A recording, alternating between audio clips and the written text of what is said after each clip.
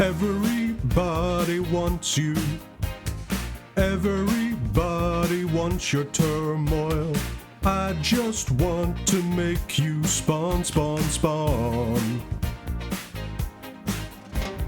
Oni, Oni, Oni, Oni, Oni. EA Yomi, Yomi. EA Yomi. Oni, Oni, Oni, Oni, Oni.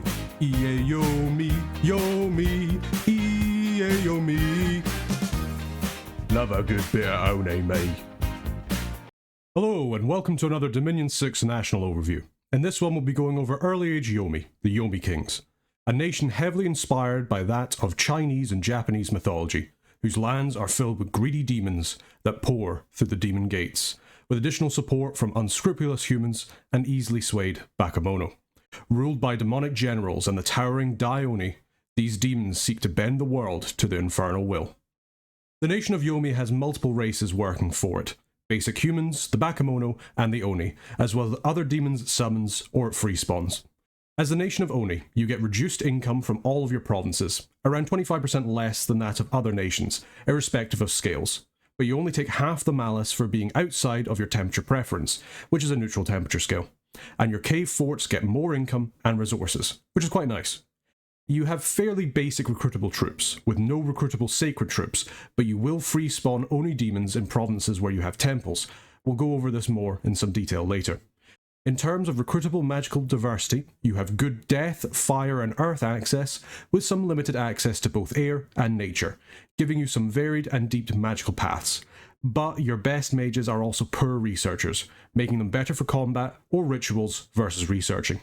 They do, however, have weak priests, with recruitable holy ones, making them rely on their pretender or their prophet in order to take thrones, and later making it hard to bless large numbers of sacred summons or free spawn. For the Dominion, they start with a +1 limit to turmoil, which lets them go to turmoil 3. Finally, they build primitive forts, even for the early age, but their temples are half price at 300 gold. Let's go over your races. First of all, we have the humans, who are size 3 with average stats, just your normal everyday humans. They do have their uses both for your troops and your commanders, but we'll go over that when it comes to them, otherwise not particularly special. Next up we have your Bakemono-Shos, size 2 goblin-like folk that have lower HP and strength than humans, but they're stealthy and undisciplined, with some dark vision to boot. Good for high attack density troops, but they will need some help in order to become properly effective. Still, they're quite good against basic giants just through their attack density. Your Bakemono troops are also cheaper to recruit in mountains and highlands, which makes them a very attractive proposition in order to conquer. Finally, for races, we have the Oni with all of their variants. You have both recruitable commanders and freespawn troops, so you may struggle to mass these as your main battle troops despite their effectiveness early in the game. They can be anywhere from size 2 all the way up to size 7, with some of them even being sacred as well. They're stronger and tougher than a human for the most part, with even your size 2 Onis being comparable to a human, with better combat stats and magical resistance as well. They are all demons, which has its negatives when it comes to spells like Smite Demon and Cleansing Waters, but they have Spirit Sight to help against glamour users or when fighting underground. Most also have Chaos Power, getting increases to their stats in provinces with both Turmoil scales and Unrest, which they also generate, which can make them a bit stronger in combat. Though they don't actually need to eat, they are gluttonous, so they won't suffer from starvation, but they can eat through the supplies in a province, so your other troops can't use them. If an Oni is killed, it has a chance to live on as an Oni spirit, a slightly weaker form that loses the demon tag for undead, ethereal and spirit form. Should the spirit survive the fight, your Oni will have its original body back in time for your next fight, giving them a second life. But if you lose that spirit, then the Oni is gone for good. Let's go over your troops, starting with the recruitable ones. You have a slightly limited selection of recruitable troops as EA Yomi, only having your Bakemono-Shos and your bandits as national units. This makes finding good indie troops, especially recruitable sacreds, quite important for you. If you can find someone like some Jade Maidens, Pegasus Riders, or Nightmare Riders, then they will give you a far easier to mass sacred for use in battle, instead of just relying on your summons or your free spawn.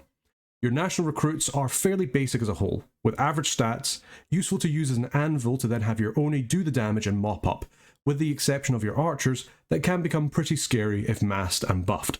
In addition, all your recruitable troops are stealthy, letting you use them as raiders or kind of elf-like adjacent units against your opponents.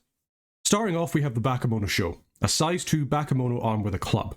They have average to slightly below average stats, and they do alright damage with their club, but nothing special. The main benefit of these guys is their reasonably low cost, starting off at 7 gold each for basically no resources and not many recruitment points.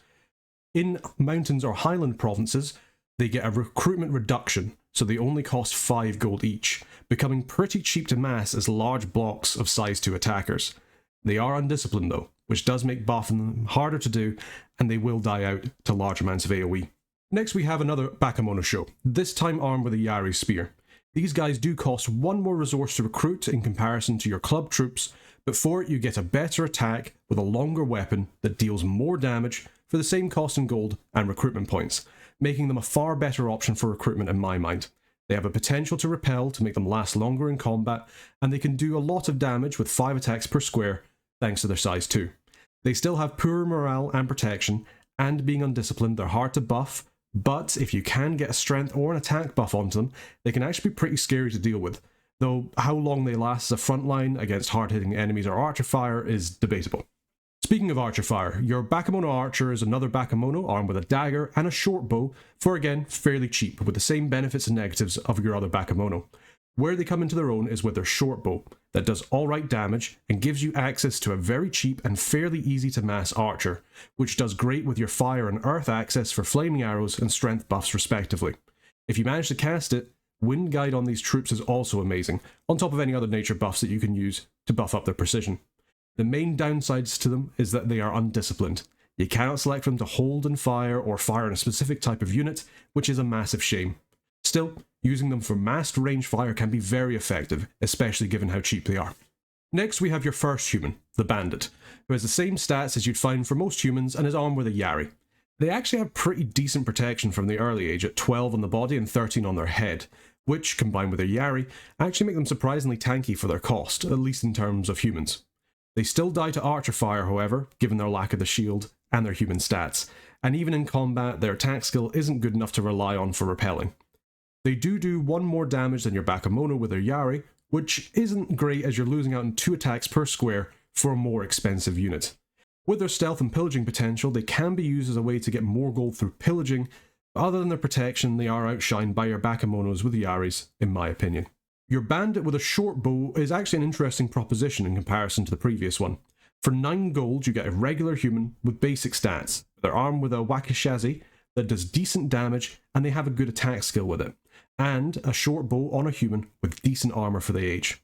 They can actually hold their own in combat against regular troops, and with their bow and the fact they can be scripted, they have their own niche in comparison to the rest of your forces that are undisciplined. Their downside is their resource cost. At 16 resources each, they're fairly expensive for Early Age Yomi with the scales that you're probably going to take.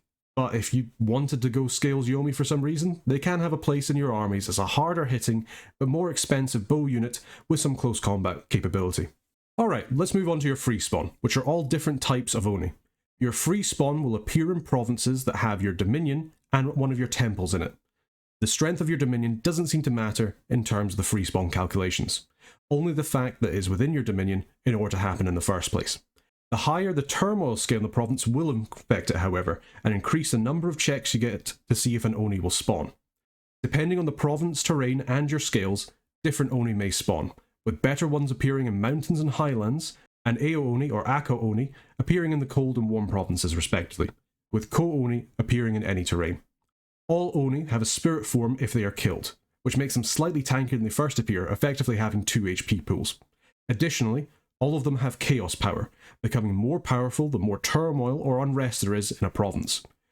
All of your Oni, bar the last, have poor protection, so getting some buffs on them to shore that up will be quite important for keeping them on the field, or at least keeping them in their first form for longer. All of your Oni are undisciplined though, which will make it harder to buff them, at least until larger AoE spells come online. Let's start off with your Ko-Oni, which you'll have the most of as they can spawn in any of your provinces with a temple. These are effectively your chaff demons, best used to soak up attacks from the enemy away from your better units, while having some decent enough attacks of their own. They're size 2, so they have a lot of attack density, but with their stats they do die fairly easily. The enemy will still need to kill off their spirit form, however, after their first death, making them a surprisingly long-lasting chaff screen. They do cause unrest in the province they are in, like all Oni, which can mount up pretty quickly given that these are actually your most numerous Oni. Bad for your provinces with high income, but good if you know there's going to be a fight soon with their chaos power. A slight upgrade in comparison to your Bakemono screens. Next, we have the Aka Oni, which have a chance to spawn in provinces with a temple and a heat scale, with a higher chance for each heat scale. They're a step up from your Ko-Oni, having a pretty high damage great club, as well as an armor-piercing ranged attack with their Throw Flames, which does a lot of work in the early age. They are size 3, meaning you lose a little bit in attack density, but they can be used in addition to your Ko-Oni, should you wish. Use them to take down your enemy units with their flame attacks until they reach half fatigue, where they will then run into combat to bash people with their clubs. The AO Oni have a chance to spawn in provinces with a temple and cold scales, the reverse of the Aka Oni. They're pretty much identical stat-wise to the Aka Oni, except with cold resistance instead of fire resistance, as well as snow move and an additional cold attack in melee that does fatigue damage to a target. Between them and the Aka Oni, I actually think the Aka Oni are more useful. Cold slows down your troops, and the Aka Oni isn't good enough to make it worth it in my mind. If you can get them, they can still be quite useful against opponents in cold provinces however, but your mileage may vary. Next up we have the Oni, a size 4 demon that only spawns in provinces that are highlands or mountains that contain a temple. They hit very hard with their Nodachi, and they have a good attack skill, and they also have a javelin that deals quite a lot of damage thanks to their strength. Even in their spirit form, they still do good damage, and their weapons do get magical damage, good for getting around foes with mist form or ethereal.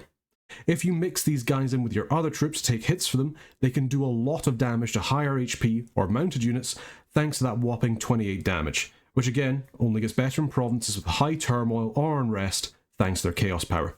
The Kuro Oni is a slightly upgraded Oni that, again, only appears in mountains or highland provinces with a temple. They have very similar stats to the Oni, but with some additional poison and fire resistance, and they can also throw fire and spit poison, giving them 2 nice range attacks in addition to their high damage Nodachi. The poison spit has 5 ammunition and a lower range, while the fire throwing costs 5 fatigue, meaning they have unlimited shots but will close to get into melee range when they reach half of their fatigue. They're slightly easier to buff than your other Oni thanks to all of their ranged attacks, but you still can't script them unfortunately to attack specific targets. Like Oni, mix them in with other units to take hits for them in melee, and they can slice and dice with their Nodachi, and they're plenty of damage. Finally, we have the Amanojaku, a rare spawn that only happens in mountains or highlands with a temple. They're sacred with heavy armor, on top of fire and poison resistance. The fact they can also take your bless makes them have the potential to become quite scary, especially on top of their very high protection for the early age, which only gets better thanks to chaos power.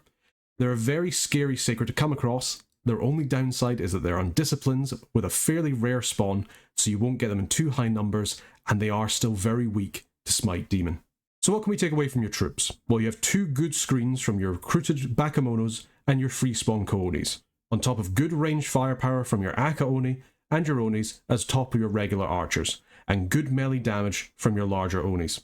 This means you can take on highly protected opponents far easier than other nations. Where you will struggle is in the losses department. Your Bakemono will die in droves, and your demons are still very vulnerable to smite demon in their demon form, and then banishments in their spirit form. Still, without priest support, they are quite scary for normal troops to deal with. Supplementing your forces that you get with independence, especially recruitable sacreds to shore up your sacred core, will help you get around some of the issues that you have, and let you add in some troops that can take orders as well. Adding knights, for example, to your forces will make your armies far scarier. Even when you get a large number of demons, your regular troops still make fine chaff screens, or as raiders, thanks to their stealth. Let's move on to your commanders. You have 2 basic stealthy commanders which are good for moving your recruitable troops around unseen, with some decent mage support with good paths. Your better mages, however, aren't very good researchers, so you should use your lesser casters for that role, especially given your better mages cost, as we'll go into. First up we have the bandit leader. An okay commander with decent enough armor and a Nodachi that does good damage, otherwise they have basic human stats. They're good for leading raiding parties thanks to their pillaging ability and their stealth, but they're otherwise not a fantastic commander. At least they can be scripted however, to keep them safe. Next we have the Bakemono Chief, which costs the same as your bandit leader, but has better stats including strength and attack skill for a lower combat speed. He's an okay leader with stealth, who has better skills but deals slightly less damage than your bandit leader.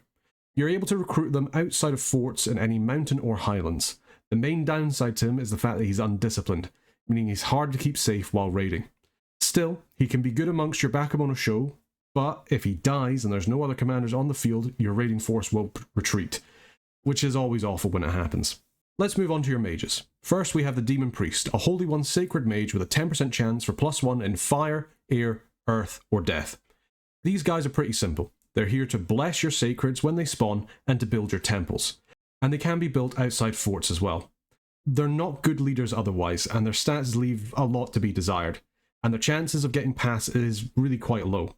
You should really only get a few of them to build temples and to help bless your troops or banish enemy undead if you're really desperate. Next up we have the Naminari, a death and nature 1 mage that doesn't cost too much gold, but they aren't sacred. They are form recruitable outside of forts, only requiring a lab, which does free up your fort turns and lets you get more mages overall. They are your best researcher in terms of upkeep and cost, but they're still not fantastic combat casters. Nature 1 and Death 1 can't do very much without gems or items. They can however lead up to 50 undead troops though, making them decent enough at ferrying demons while sight searching. They can also be upgraded to be better mages through national spells, which we will go over later, making them a slightly more attractive choice if you have the death gems to spare for that. Next up we have the Sorcerer, an Earth and Death 1 mage with an 100% chance for +1 in Fire, Air, Earth, or Death.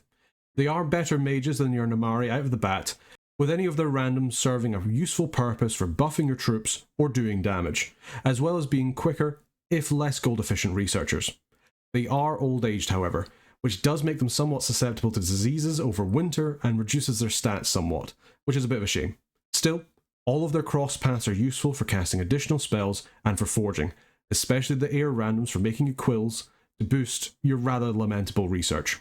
The Demon General is a human mage with Death 1 that's a good leader, able to lead a lot of both normal and undead troops, being your cheapest good leader. While Death 1 isn't fantastic by itself, with gems or Skull Staff, they can become skeleton summoners to help beef up your chaff lines or start slugging out Shadow Blast to deal some good damage themselves. Their stats otherwise are pretty okay. They have good armor, but it's still on a human chassis, so don't be throwing them into danger if you can help it. Next up we have the Oni Shugo, a sacred Death 2 mage with a 100% chance of getting +1 in Fire, Air, or Earth. All great paths for thugging, and for supporting their army with magic. In battle, they summon 1d6 wolves as a retinue, and they will also summon additional Freespawn in turmoil scales thanks to their Oni summoning ability. They're inept researchers, making them better accompanying your armies or working as thugs. They can horde of skeletons right out the bat guaranteed, with some of their death randoms being able to cast things like Bane Fires. Air randoms can mistform themselves and later Winds of Death with some boosters and gems, while the Earth randoms are great for using things like Iron Skin and Temper Flesh to improve their own survivability. Their main downside is the Demon Tag that lets them be hurt by enemy priests with Smite Demon, though they still have their spirit form if they fall. Finally we have your capital only commander, the Dai Oni, a very expensive OK leader, sacred mage with 3 death, 2 earth and fire, and 1 holy base, with an 100% chance for +1 in fire, air, earth, or death, and then another 10% chance for +1 in those same paths.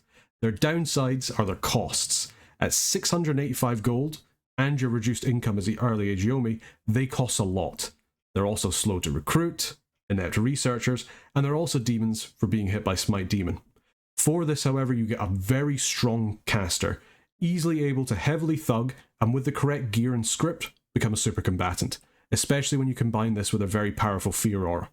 They can also be very useful as normal casters, especially the air randoms for things like Winds of Death or Sulphur Clouds. They have good enough starting equipment for the heavy thug role, and great stats to get even better in turmoil, which is good because they also increase the unrest of the province they are in quite a lot. They will also help summon more Freespawn in provinces with turmoil. A very strong capital only mage that can be very scary for an unprepared opponent. So, what can we take away from your mages? First things first, because of your lower quality forts you only get 1 commander point of recruitment per turn, which means that you will struggle to get as many mages out of your forts as other nations. You do still at least have a 2 CP fortification in your capital, and obviously if you capture any better forts, then you get those as well. Try and use your ability to farm recruit your basic priests and mages to increase the number of mages you can make per turn. Speaking of your mages, your basic non-demon mage corps aren't the strongest. They don't have high paths, and they aren't the best researchers. But they can still perform a powerful role in buffing up your troops and casting some combat magic. If you can find other, more gold efficient research monkeys, Use them rather than your national mages. Though, if you can't, recruit more of your foreign recruit Namamari, as they're still useful enough for getting it started. Your demon generals double up nicely as basic death casters and leaders, letting your Oni Shugos and your Dai Onis concentrate on more important roles, such as thugging or big spell casting. Your access to air randoms will also let you start to get things like flying thugs or troops with some air gems.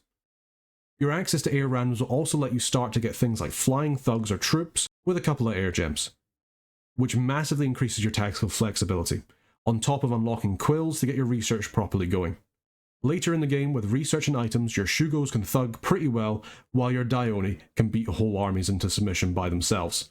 Just watch out for enemy Holy 2s and above that can smite your demons out of existence. Let's move on to your national summons, starting with the Kappa, which you can summon at Conjuration 1 for 3 water gems, requiring water and nature 1 for 5 Kappa. A surprisingly nice summon that's quite gem efficient, though you have no national access to water. They have good HP and protection with 2 attacks, one of which also causes the Limp Affliction, which lets them fight pretty well. With enough numbers, they can really help you expand into underwater independent provinces. They're also amphibious, so they don't take penalties underwater, and they also recuperate afflictions after battle. They are less useful on land due to their land encumbrance of 5, increasing their overall encumbrance, which makes them fatigue out far quicker. Finding independent mages to summon these, or building your pretender around them if you really want to, can give you some much needed tactical flexibility for dealing with water-based threats, and also expanding into it within your first year. Tigers are fast animals with high HP, strength and attack skill. They require Conjuration 3 with 2 nature levels and 9 nature gems for 15 or more tigers, with extra path levels giving you more tigers, but again, you will have issues about who's going to summon them as you struggle to get nature 2 nationally. The good thing about tigers is they hit hard with 2 attacks and they have a very high combat speed. If you can find nature mages to summon them, or if you can get a thistle mace for your Nanamari, they can make good units to put on the flanks to quickly close with the enemy forces, although they aren't stealthy, so they can't join you on raids unfortunately. The Shura is a good general who's also a ghost with an inbuilt fear aura and a bane blade. You can summon them at Conjuration 4 for 10 death gems, which requires death level 3. They're good for leading both your demons and any undead that you reincarnate, and they're actually surprisingly good thugs in cold provinces thanks to their etherealness, cold aura, and fear on top of their good stats. And, with their bane blade, they can also counter thugs unable to deal with the decay or the high magic damage coming out of them. Still, they are undead, so they can be countered by enemy priests, so just be careful when you use them. Next up we have the Shikomi, sacred berserking demons with 2 attacks, which both stop the dead. You can summon them at Conjuration 4, requiring death level 2 and 5 death gems in order to summon 10 of them. They're actually surprisingly good units, with decent skills, and getting a fair number of them per summon. Their claws stop the dead, which paralyzes them, making them actually a pretty good undead counter too. Add on to that, they're pretty decent resistances and they're good morale, and actually the fact that you can script them before they go berserk, and they actually make a really nice addition to your flanking or attack rear troops. The Nushi is a Water 3, Nature 2 and Death 1 mage summoned at Conjuration 5, requiring 25 water gems and Water 2 and Nature 1. For this you actually get a fairly powerful mage, who has awe and decent paths in water and nature, and a little bit in death. Unfortunately, she can only be summoned in swamps, and has homesickness, which limits her ability to venture further out on a campaign. She is however a pretty good researcher though, and is quite useful on the defense, but she's still quite a niche summon. Best use for her is to use her to climb up to other paths by contacting things like Naiads, or using Stream from Hades. You don't have the national paths in order to summon her natively, so you'll either need to get your pretender to do so, or if you get lucky and get some Jade Sorceresses. Summon Gozumezu summons an ox head and a horse face, both powerful demons. You unlock this at Conjuration 6 and it requires death level 3 and 6 death gems in order to summon one of each. Both have magical polearms that trap the soul, which is a magic resistance negates false fetters, keeping the enemies pinned down while they can take them out. They do massive damage with their polearms, which combined with the false fetters makes them actually pretty effective against thugs or enemy sacreds. The ox is stronger with an extra attack, though it does have less attack with their polearm, while the horse head has better defense and attack skills. A useful summon, though fairly expensive and path intensive, good if you really need hard hitting units or to counter a specific enemy thug. The Arabura Kami is a strong sacred summon. You can summon them at Conjuration 7, requiring Death and Fire 1 and 5 death gems in order to summon one of them. They have two forms. The first has awe and high protection with the ability to throw flames and a lightning strike, making them pretty effective range units. If they draw below 25 HP, they will then turn into their second form, losing their awe and their range attacks, but becoming ethereal and gain a second flaming fist attack. They have chaos power, so they have much better stats in high turmoil or unrest. They are slightly expensive to summon at 5 gems for each one, but it gives you a good way to get more sacreds later into the game in order to leverage your bless, as you can get them far more reliably than your Amanojaku. Next up we have the Tengus, sacred flyers that can also fly in a storm. First are the Karasu Tengus, summoned at Conjuration 2 requiring 2 nature gems, and air and nature 1 for 3 of them. These are useful units. They have an inbuilt lightning strike to give you more ranged attacks, and they are very highly skilled, doing good damage with their katana on top of their ability to fly on the battle and on the map, giving you some much needed utility. Unfortunately, you don't get these paths natively, requiring an empowerment or a very lucky indie shaman in order to be able to get the summon. This is unfortunate because you get 3 of them for 2 gems, which makes them fairly efficient to summon. If you can get them, they give you some tactical flexibility in battle, and they are good warriors, if a little bit lacking in terms of their protection. The Konoha Tengus are easier for you to summon, requiring Conjuration 3 and Earth and Air level 1, and 3 air gems in order to summon 5 of them. This is a pretty good summoning spell. 5 of them for 3 gems on easier paths for you to get natively makes them quite attractive as a flying strike force. Unfortunately, the Konoha are slightly worse than the Karasu, but getting more of them every summon does help soften that blow a little bit. They still have an inbuilt lightning strike for doing ranged lightning damage, and they can still fly and attack the rear fairly well, on top of getting your bless as well. They have slightly worse stats than the Karasu, but just from the higher numbers of them that you get per summon, I find them more useful for you. Finally, we have the Contact Dai Tengu, a Tengu commander with Air 3, Earth 1, Nature 1, and Holy 2.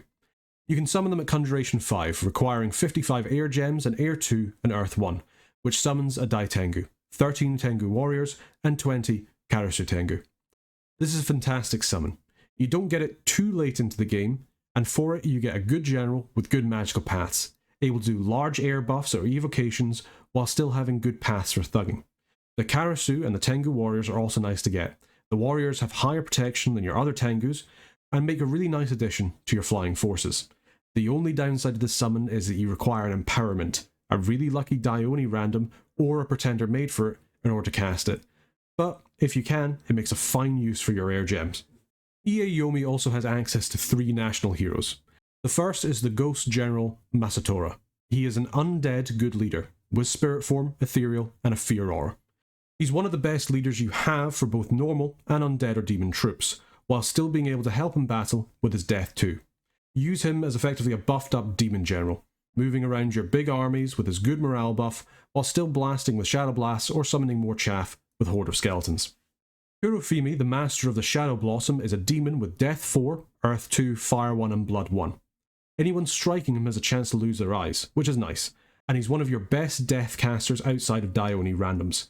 And he also lets you dip your toes into blood, which is more impactful than it sounds.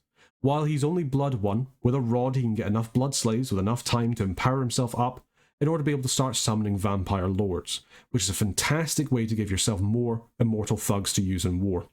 Keep him safe in order to cast rituals, summon good death forces, and also to climb up blood. He's a little bit too valuable to throw away as a leader, even though he can lead a lot of demons. Tsunekage, the Devourer of Demons, is a good leader, with Fire and Death 1. He's a demon who's inspirational and also has a little bit of inbuilt regen. He makes a nice army thug, able to lead a good number of troops with a decent squad morale boost, and he can help out with his base gear, especially if you add on something like a fire shield and a skeletal body. If you don't want to use him in close combat, use him to cast things like Banefire Darts or Banefires with some gems and a skull staff in order to help out. Yomi starts with one national site, the Mountain of the Oni Kings.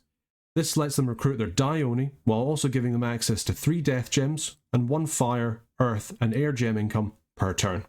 This is a lot of death gems to start with as an income, letting you use both your national and generic death summoning spells fairly easily in order to bolster up your forces. Moving on to your national spells, you have 2 regarding your Nanamari, the Hanya and the Greater Hanya Pact, to upgrade them into more powerful spellcasters. Upon casting the Hanya Pact, your Nanamari turns himself into Tsunari, becoming a demon with all the downsides that entails, while also gaining a level in both fire and death. turning them into a far scarier combat caster with access to things like Bane darts or fires with some additional gems or boosters. This whole process costs 6 death gems, so taking the income from your capital alone, you can upgrade 1 Chunari every 2 turns, which honestly isn't a bad deal. Additionally, your Chunari are better researchers, though their upkeep is far higher than your Nanamari, going from 72 gold per year to 172. To get an even more powerful caster, one that has death levels comparable to your base Dai Oni, though on a much more fragile chassis, you can further upgrade your Chunari to make them into a Hanya using the Greater Hanya Pact, which costs 12 death gems to do so, turning them into a half-human, half-snake with a flame aura, and further increasing their death and fire pass for 1, for a 2 fire, 3 death, nature 1 mage. This is obviously a much more powerful mage, able to both use fire evocation magic as well as some pretty good death casting, but it does come at a cost. The upkeep for Hanya is 284 gold per year, which is actually more than a Dai Oni. But it gives you another way to increase the availability of Death 3 mages in your nation, for the total cost of 18 death gems. 10 death gems less than something like a Mound Fiend, for example. Just make sure you have a use for them in order to justify this very costly upkeep. The next national spell that you have access to is End of Weakness at Alteration 6, an Earth 2 combat spell that requires 1 Earth gem to cast, and gives a battlefield-wide buff for 15 invulnerability to all friendly demons. This is a fantastic spell for you to cast, as suddenly your Freespawn Oni and your demon summons become far more tanky to non-magical weapons. This does not affect undead units, however, so it won't be helpful for them or any Oni in spirit form. Still, it's a good way in the mid-game to make your Oni more able to deal with mundane troops, and you still have the Earth buffing paths to raise natural protection of your other troops if you desire. Though, this being battlefield-wide, it means you don't have to worry about catching your undisciplined Oni. Finally, you have one last national spell, End of Culture. This is a global enchantment that requires Fire 5 and 60 fire gems, and it makes your dominion spread turmoil, increasing the turmoil in your lands and any other place your dominion spreads. In addition, it also doubles the number of summoning checks you get for Oni every turn, for both your temples and your Oni summoners, which also scales with the increased turmoil. While having high levels of turmoil is awful for your population, province and income, giving very bad events and effects, the number of Oni that you summon will start to skyrocket. Just be prepared for the diplomatic backlash when you put this up. People don't like the thought of you just getting demons for free. Moving on to your magical research. What's important for Yomi? Alteration is a nice one for you to work to. You have good troops in Freespawn that mostly struggle due to their protection, so getting Alteration for some nice skin spells or the End of Weakness, as well as debuffs for your enemies, works really well. As well as Enchantment, to buff up your already hard-hitting troops to an even higher degree. Additionally, both of these paths will also make your thugs more effective. Evocation is a nice school to go for. You have access to both a lot of fire and earth, which makes for good blasting paths, in addition for death paths for things like shadow bolts, bolts of unlife, and so on. Conjuration is good for both your non-national and national summons to supplement your forces, while construction will also help you boost up your thugs to become more powerful, as well as letting you kit up your Dai Oni into becoming super combatants. The main thing to remember is that as EA Yomi, you have pretty bad researchers. Your national research are still quite gold inefficient for what you get, so you need to be very careful with what schools you choose to research so you get them in good time. What are some research goals for you to work towards? Well, Horde of Skeletons is a great spell for you. You have access to a good amounts of death casters, and handing them a skull staff isn't too hard with the death income you have access to. You can use these skeletons to shore up your frontline chaff, giving your enemy other targets to hit rather than having them hit your more valuable Oni. Maws of the Earth is another great spell for you. Your troops have okay attack and defense skill, but any way to make them hit more often will help you quite a lot. Using Maw of the Earth can both damage and immobilize the enemy forces as well, keeping them in place while your Oni hit them with their damaging clubs or katanas. Another good Earth spell is Earthquake, but only in some circumstances. Your Oni can all tank an Earthquake pretty well, even with their low protection, thanks to their second form when they die, and also the fact they have higher HP than your average human, making it a good way to deal large amounts of damage to everybody on the field. You can tank it better than most human-based forces. Where it's not so great is if you're using your national recruitable units. Your Bakemono will die in droves to an Earthquake, so use it if you know you're not fighting with them. Otherwise, you might have to send a few letters home. While all fire evocations are nice, getting Falling Fires will massively increase the amount of damage your supporting mages can do, and it makes a great chaff clearing spell for you. And it is especially useful in sieges to help you clear out the gate against any defenders on the wall. It doesn't have the best precision, so do watch out for hitting your own Bakemono, though your Onis won't care quite as much. Gift of Flight is another great spell for you to use on both your Onis and your summons, especially those that are disciplined. Before you're able to get some Tengus, this is the best way to leverage your ability to attack the enemy's rear or their archers. Setting your powerful Oni or Shikomi on your enemy's backline is a great way to clear them out, especially if your opponent isn't anticipating it, and make it so you have to rely less on clearing out their frontline quickly. Admittedly, it's not the most reliable on your undisciplined troops, but at least it will guarantee that they reach the enemy lines. The skin spells are great for improving your troops' ability to take damage. You have plenty of earth access and some nature access as well, so getting off group stone skins or bark skins are a good way to improve your troops' protection stat, at least until you can use things like End of Weakness for your demons. Additionally, spells like Iron Skin will massively improve your thug's ability to combat mundane troops. Gift of Giant Strength is good for you for one reason. Your Oni already hit hard, so make them hit even harder. This will make it so that your Oni can fairly reliably deal damage to protection-based thugs or troops, even more so if you add on something like Weapons of Sharpness or stunning weapons on them. It's also fantastic for your recruitable troops, especially your archers and your Bakemono-Sho with Yaris, massively improving their damage output. Speaking of archers, Flaming Arrows is another good spell for you to cast. You have access to very cheap archers. Giving them all Flaming Arrows will massively improve their damage against non-resistant foes, as well as letting the flaming portion hit and damage Mistform or ethereal opponents. Not fantastic to use it in conjunction with your Oni. Killing off a bunch of your Oni spirits with your own archers always sucks, but it does give you another way to use your mundane troops later into the game before big counters come out. To improve your casters and thugs, Earth and Phoenix Power are both ways to massively improve their ability to cast in combat, with Earth Power also giving you some nice reinvigoration to boot. Boosting up your level 1 mages to level 2 for the rest of the battle for the small cost of 1 gem is a great way to let them impact the battle more, especially when combined with the temporary gem generators. It also helps your better mages not rack up quite as much fatigue when going through their scripts, due to the fact they're at a higher magical level, and will also let you cast larger battlefield-wide spells. Speaking of battlefield-wide spells, you have a good path access to some good battlefield-wide spells later on. 2 examples are Firestorm and Winds of Death. These spells later on in the game are what let your Dai Oni become super combatants by causing widespread damage or constant damage while they're still alive. Add this onto some additional protective gear and defensive spells, and watch how the enemy army crumbles before you. What about some good non-national summons that you can use? Well, with your hero you can start to work towards Vampire Lords, though you're not necessarily required to get him in order to do it. If you can find a good province for it, you can brute force your way into blood, letting you get more blood slaves with more blood mages, which then gives you another way of leveraging your gems instead of money in order to use. This is especially true if you can find indie blood mages. When you get to high enough level, Vampire Lords give you a very strong, immortal thug to add to your already good thug roster, and will help diversify your potential raiders to make it much harder for an enemy to counter you. Clockwork Soldiers and Clockwork Horrors are both fairly low level rituals to cast, but both are very useful for you to use. They give you some fairly sturdy troops that are actually scriptable, something you are severely lacking as Yomi. Use them to target specific units in battles you know you need to counter, or as a holding front line to keep your mage core safe. They will unfortunately fatigue themselves out in battle, but they're cheap enough to be used as an ablative HP for both your Oni, and as also an unbreakable frontline. Fire Drakes make a very good use for your fire gems. While they are unscriptable, it gives you a fairly tanky unit that does a lot of fire damage with its fire breath, giving you another way to take out enemy chaff or any units without fire resistance. Use them in conjunction with your fire resistant Oni to help clear through the chaff in order to get to your enemy's juicy backline of commanders and mages. Mannequins are similar to Clockwork Soldiers and Horrors in that they give you another way of having a decent front line in order to keep your mages safe. In addition, their sleeping vines will help you in dealing with the enemy troops by sending your enemies to sleep, making them far easier to hit with your demon boys. Being able to leverage any gem into getting more troops rather than gold is very important, especially given your lowered gold income.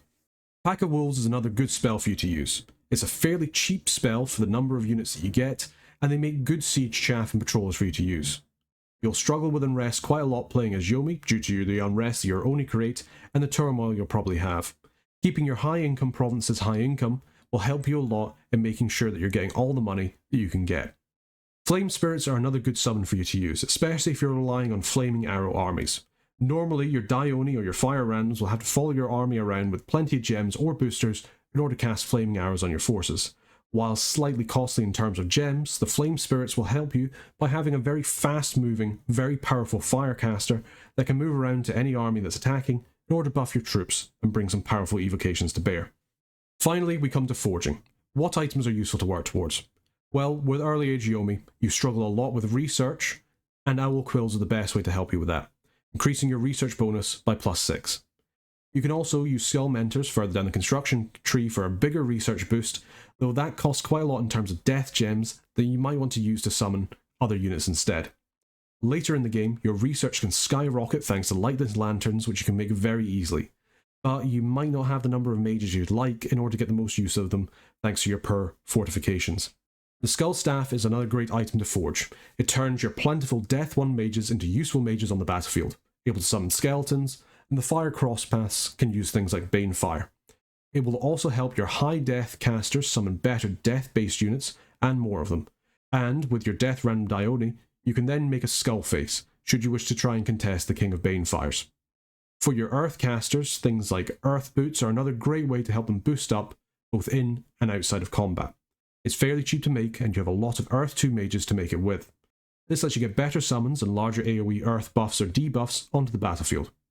Skulls of Fire, while available later, are also a good way to give yourself a cheap way to boost up your fire users, and potentially unlock the Flaming Helm as well for your Fire 3s, for even better firecasters. While you may not think it, morale can be an issue for your forces, especially for your normal troops who are lacking in morale. Helmet of Heroes and Horn of Valor are fairly low cost items that are easy for you to make that give you additional inspirational. Very useful if you know your commanders are leading large numbers of troops that care about morale, especially if you're going to be fighting against things like Glamour or Nature or Death Nations that may try to use your poor morale against you. The Firebrand or Shadowbrand for your undead thugs are great ways to improve their ability to clear out chaff in close combat. With their AoE, they can clear out chaff, which can also make things like their fear effects able to take place sooner on the battlefield. On top of that, it's still a solid anti-thug choice due to its magic and armor-piercing attack. Dwarven Hammers are pretty important for Yomi. You really need to leverage your gem economy in your game, as your gold economy is innately pretty poor. Being more efficient with gems is therefore quite important for you. Any saving you can make when forging items is very important. This is especially true in conjunction with your owl quills. Reducing their cost by 2 is a massive benefit for you, especially if you haven't done much site searching for air and you're relying simply on your capital income. Fire in a Jar is another fairly cheap magical item that's also very important. It will let your Fire 1 mages cast Phoenix power every single battle, letting them become Fire 2 for slinging out things like fireballs and other fire evocations without having to worry about gem logistics. After only 5 battles, it pays for itself. It's even more useful for your larger fire casters. A free gem is always a free gem, and if you're casting a lot of battlefield spells, you'll go through gems pretty quickly. Now on to Pretender design. Early Age Yomi has a slightly more limited selection of pretenders, only some basic ones and those in the Eastern culture group, which leaves them a little bit less options than some other nations, though most of what they have here are still fairly solid choices. In terms of their god, Yomi prefers an awake or an dormant god. You have to have a pretty strong bless in order to get the most out of your sacred units, and you want to expand quickly to get as much income as you can before your scales start to ruin it. Not to say you couldn't go with an imprisoned pretender and a rainbow bless, I just think you need a slightly stronger bless in order to improve your early game and get the Oni train rolling. Plus, it's always useful if you can use your god to help in combat. When it comes to Dominion, you actually don't need too high of a Dominion as Early Age Yomi. You have no recruitable sacreds, and to be honest with you, you don't want your Dominion to spread that far. Your scales are likely to be awful, and you only need to have your Dominion in a province to start spawning Oni with a temple. You don't need to worry about the level of it. As such, going with a Dominion of 4 or 5 or even as low as 3, if you feel like managing it, is perfectly acceptable for you to do. Hostile Dominion doesn't bother you that much, and while you won't get the benefits of it, you also won't get the negatives of your own Dominion. Just don't let yourself get dom killed with your weak priests. And additionally, make sure you have dominions where you have temples so you can continue spawning demons. You can play with a strong dominion if you want, which will make it easier to get to your high levels of turmoil in your provinces that you need to, but it will cost you more design points and ruin your other lands that aren't spawning demons. Just something to keep in mind. For Order or Turmoil, I would say just dump it straight down to Turmoil 3. Unlike Dominion, Turmoil does affect the number of spawn checks you get at your temples, so getting it down to 3 is quite important. With your Bakemono being so cheap, you don't really need the recruitment points as well, and while the income losses are a little bit painful, you don't really care about the resources. For productivity or sloth again, dump it down to 2. If you take some pretenders, you can further dump this down to 3, which is a perfectly valid thing to do, though the massively lowered income and resources will mean that you will struggle to recruit any good indie troops. Still, that's not a good enough reason to go production in my mind, but if you want to play Scales Yomi and make it work, go nuts. For heat or cold, it really comes down to if you prefer Aka or Oni. I personally like Aka Oni more, so I like to go heat scales. Also, it works quite well with your national access to fire magic and your unit's fire resistance in order to get around the extra fatigue. You nationally only take half the income hit from temperature scales, letting you push up your temperature scales further than other nations for less of a cost. For growth or death scales, I would say just go death 2. You like the points and you're not really going to notice your income really going down during a game. It's just pretty bad throughout. This will let your pretender be stronger and more active in the game as well. And you're hoping to get stronger earlier rather than later, so relying on something like growth just isn't needed. When it comes to fortune or misfortune, I actually really like fortune. Your heroes can open you up to other magical paths, especially when it comes to your master, and it does combo quite well with your turmoil scales, potentially opening you up to gold events which you absolutely love, or getting free items or commanders. You can go misfortune if you really need the points, and between misfortune 2 and turmoil 3, your game is going to be full of absolutely terrible events. Magic and drain scales are another big choice to make. Your researchers are already pretty terrible, and going anything more than drain 1 can be absolutely crippling for them in order to research anything quickly. But it does help protect your demons and undead from things like smite demon and banishments. Alternatively, magic lets you get something of a research core up and makes your Nanamari not as terrible researchers, but it will make it so that your demons are more likely to fail their magic resistance checks in your dominion. And in addition, you lack the ability to cast things like anti-magic in order to shore this stat up. Up to you if you think it's worth it. I err more on the side of magic though, just in order to get that research boost. When it comes to blesses, Yomi prefers stronger, more immediate blesses that can make their sacreds that spawn and their Oni commanders better in combat. For that, you can go awake with some immediate incarnates, or dormant with some waiting for you in your first war. For blesses that I think are good, I actually really like luck. It helps your Oni sacreds not dip into their spirit form, and it's a pretty good way of negating smite demon. It also makes your Shikomi even more of an issue to deal with on the battlefield. Lucky berserkers can do a lot of damage. It is quite expensive and it does require luck scales, but it does also let you go into glamour on your god, which is a very effective path to break into. In a similar sense, quickness is another good bless for you. You don't have a way to reliably cast it natively, and it will make your summoned sacreds, sacred Omi, and especially your commanders, very effective combatants. Still, it's quite an expensive bless, and it does mean you have to go for magic scales, but at least it means you also have water access on your pretender, which is always nice. While we're going through expensive blesses, awe is another good one to consider. It will make all of your sacreds harder to hit by making the enemy take a morale check in order to try and hit them. A very powerful way of keeping them alive for longer to take heads, or to let their fear aura take effect, and it will also help their spirit form. Again, expensive, but it will let you dip into glamour magic, which is always nice. Regeneration is another not so bad idea of bless to take. Again, it's expensive, but it will help your sacred Oni out by letting them tank quite a lot more in battle by regenning up their HP, which combined with their HP can make them far harder to take down. Still, you have to ask yourself if it's worth it just for that. It doesn't help your sacred undead or your lower HP summons like your Tengus, so it's a little bit of a trade-off for its cost. I also quite like larger. While it may not immediately come to mind, giving your sacred Oni even more health, strength and attack skill is actually really quite good, and given that they're size 4 already, it doesn't lower their attack density. It still is quite an expensive bless, but at least it doesn't require a priest in order to get it, making it more effective for raiding Onoshogos. It will lower your Shikomi's attack density, but your Tengu, Araburu Kame, and your horse faces or your ox heads will all love it. Fortitude is another potential choice. Most of your sacreds already have pretty respectable HP and resistances, and you already have a lot of ways to improve their protection. Giving all of your sacreds blunt, slash and piercing resistance lets you cut out something like Temper Flesh from your thug's scripts, and it lets your sacreds stick around for much longer, especially if you've already improved the protection. If you've gone for something more of a drain build and you don't want to rely on research, then getting something like Bark Skin or Hard Skin is also an option for you. Most of your sacreds already have fire resistance, so the Bark Skin doesn't hurt them. Or you can go for something like Hard Skin for a smaller bump to natural protection that isn't capped at 10, and also doesn't give fire weakness. It doesn't help all of your units quite as much.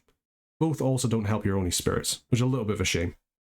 As with most higher HP Sacreds, giving them any kind of resistance to both elemental or poison damage always helps.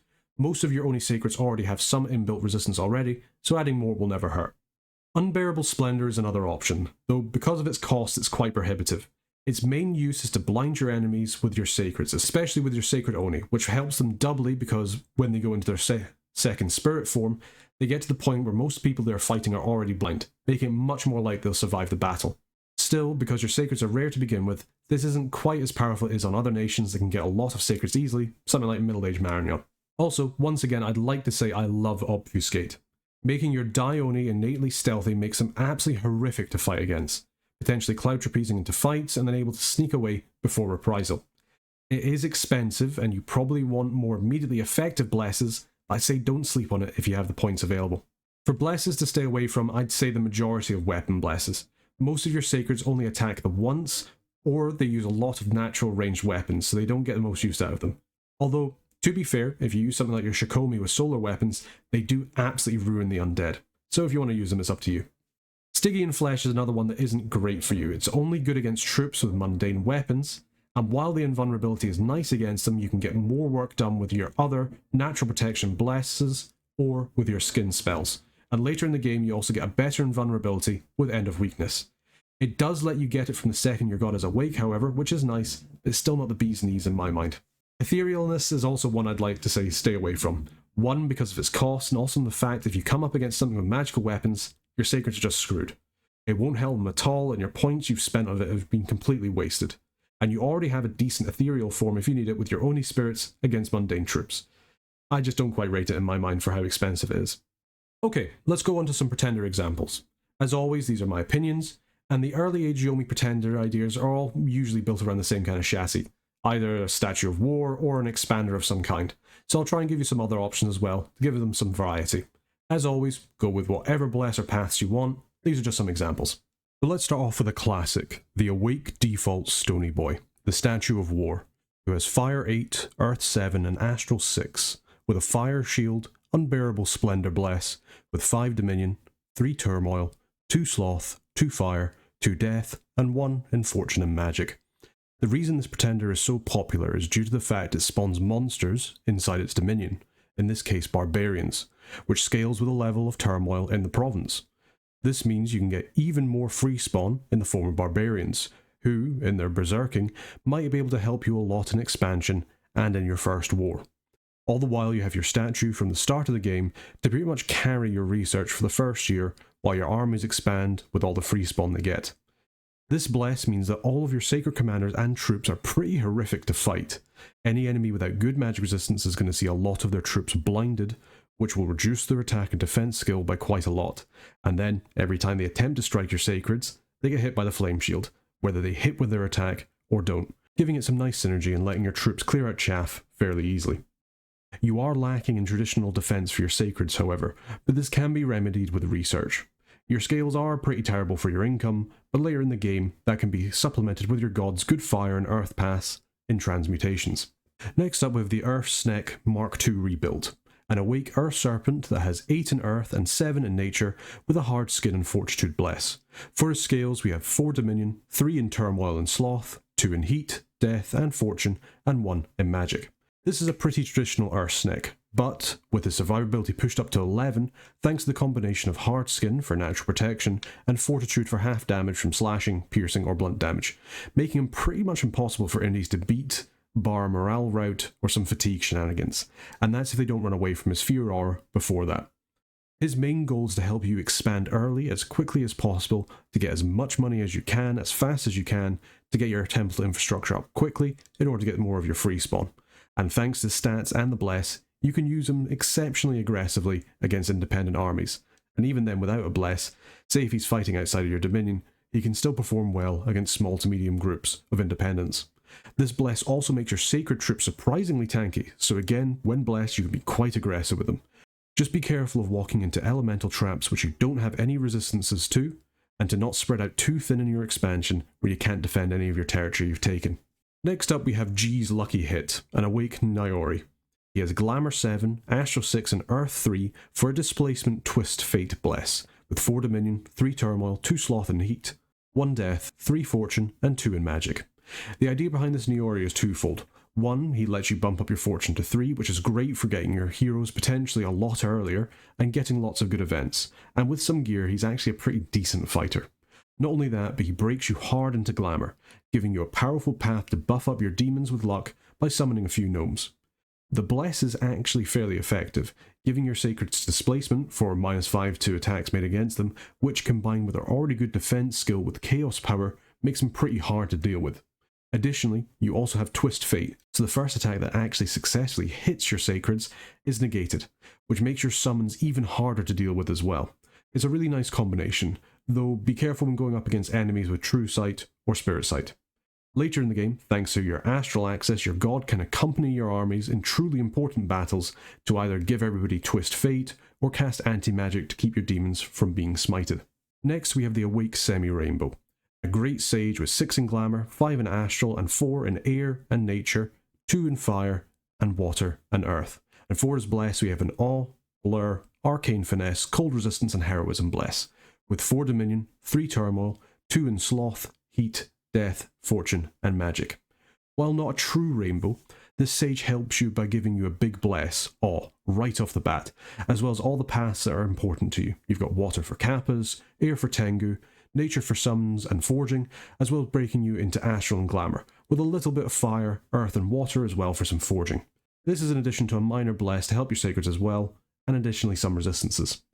You've got blur and heroism, and an arcane finesse to later help your Dai Oni later in the game with their MR negates spells. More importantly for this build, he's a great sage, being a powerful researcher in his own right with 70 research points, in addition to giving all of your researchers in the same province as him +1 to research on top of the +2 from his magic skills. This man will single-handedly teach all the Oni how to read, which is great because it means you get around one of EA Yomi's biggest weaknesses, their poor research. The only problem with him is he doesn't help you too much early. He can't help you expand and he doesn't bring anything else to the table, so you may have a slightly slower start, at least until you get enough research to really bring your Death Casters and your Dai Oni online. Until then, be careful with your expansion and hit the books. Finally for our examples we have the Luckiest Sleepy Statue, a dormant idol of sorcery with 8 in glamour, 6 in astral, 4 in death and nature, and 2 in water. And for his bless, a luck, twist fate, arcane finesse, and undead commander bless, with 4 in dominion, 3 in turmoil, 2 in sloth, 2 in heat, 2 in death, 2 in misfortune, and 3 in magic. With a pretender build like this, you will struggle early. He cannot help you expand at all, as he's asleep, and he can't help with your early research outside of the 3 magic scale for all of your other researchers. But if you can get a small foothold, he will help you a lot when he wakes up. The twist, fate, and luck massively help your sacreds, preventing the first hit against them, and giving them a chance not to die to a fatal blow, though said luck won't help your undead sacreds too much. The arcane finesse will also help your sacreds with MR negates attacks and beat the enemy's magic resistance, while the undead command is pretty much a quality of life bless so that your priests can help you ferry around your Freespawn demons to your armies. Later in the game when he awakes, he unlocks several paths for you through forging, thistle mazes and moonvines for nature, going up water with water bracelets, as well as being able to project himself into battle thanks to his glamour and astral paths. When you get high enough research, getting fairy courts to give you good air access can also help you with other summons as well, like your Dai Tengu, though you could take air with them if you really just wanted to summon them along with a little bit of earth. It's really up to you. Just be prepared for a rough early game. And that's our national overview for Early Age Yomi, an interesting nation to play with their free spawn mechanics and large roster of summons. Maybe you can finally bring the mortal world to heal under the rule of the Oni Kings. If you liked the video and you want to see it sooner, consider becoming a member of the Burger Band for early access to videos like this as soon as they're uploaded. Additionally, if you've been lucky enough to catch this in the premiere, remember to vote on the next national overview you want to see. But more importantly, thank you very much for watching, and until next time, take care. I can't stop this demon bearing down on me. They've gone and taken every province I can see. All the good land is all but gone. I've given up now, but my turn goes on. I've been killed by a demon.